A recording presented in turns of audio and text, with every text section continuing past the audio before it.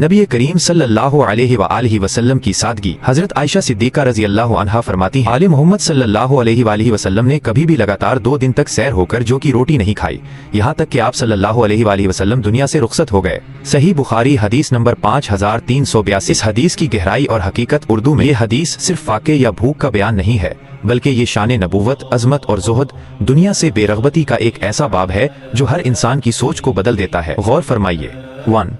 ये सादगी गुर्बत नहीं, बादशाहत का इंतखाब था।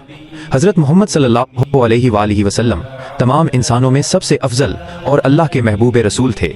अगर आप सल्लल्लाहु अलैहि वसल्लम चाहते तो अल्लाह ताली ज़मीन के ख़जानों को आपके कदमों में डाल देता, जैसा कि अहादीस में है कि आपको एक फरिश्ते ने पेशकश भी की थी कि वो मक्का की पहाड़ियों को सोना बना दे। हकीकत ये है, आप सल्लल्लाहु अलैहि वसल्लम ने अपनी मर्जी और इख्तियार से दुनिया की आसाइशों को ठुकराकर ये सख्त और सादा जिंदगी अपनाई। ये फ़क्र आपका इंतखाब था, मजबूरी नहीं। जरा तसव्वुर कीजिए, वो हस्ती जो करोड़ों दिलों पर हुकूमत करती थी, जिनके इशारे पर जान देने को तैयार रहते थे, उनके अपने घर में 2 दिन का मुसलसल पेट भर खाना मुयस्सर नहीं था। ये सोचते ही दिल भर आता है और आंखें नम हो जाती हैं। उम्मत से मोहब्बत और आखिरत की फिक्र।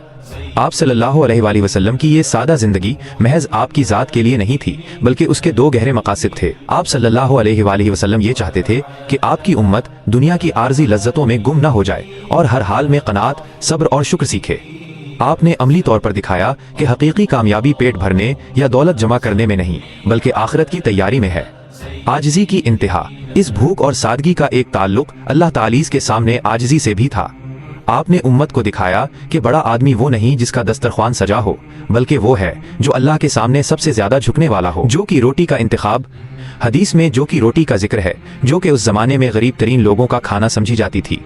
आप सल्लल्लाहु अलैहि वसल्लम ने गेहूं, गंदुम की उम्दा रोटी के बजाय जानबूझकर जो की रोटी पर इक्तिफा फरमाया।